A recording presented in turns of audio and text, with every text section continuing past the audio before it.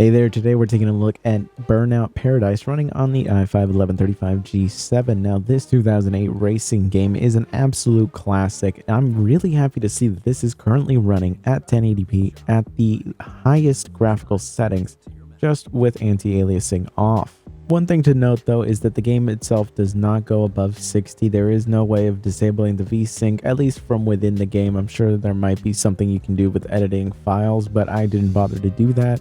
The refresh rate of the screen on this laptop is 60 Hz anyway, and for a game like this, having a consistent locked 60 FPS is just going to be better, and those 1% lows are looking fantastic.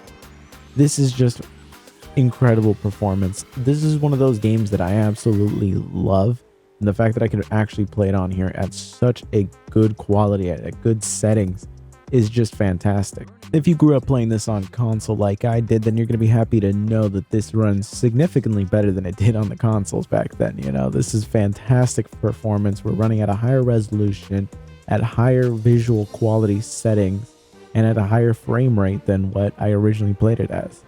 This is just more than I could ever ask for, really, of a game like this. You know, like imagine if you could just boot up Super Mario 64 immediately and just be able to turn up the settings so that it looks at least passable a decade later. It's just not something you can really do with like console games like that. So the fact that a PC game has that flexibility is just so nice, and especially because as technology progresses, you're going to be able to play games that you couldn't even play back then, when you would struggle to play back then.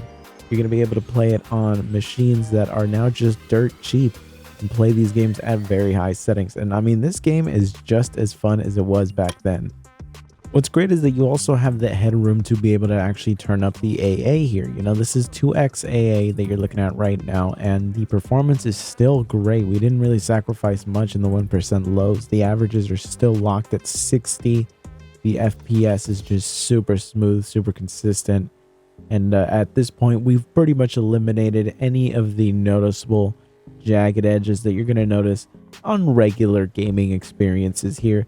You can actually turn this up, and you can actually set it up all the way up, and it'll, you know, for the most part, perform decently, although the 1% lows will start to suffer. But I think just setting it to 2x AA is enough. You can do 4x if you really want to, like jagged edges just really bother you. You can turn it up to 4. I wouldn't go to 8 though. I think 8 is just excessive. But I'm always excited when I find a game that runs really well on this chip, even if it's like an older game, because there's certain games that just don't really age badly. This plays better than a lot of modern racing games that I've played in the past couple of years. Like, this is fantastic levels of gameplay that has not aged badly much at all.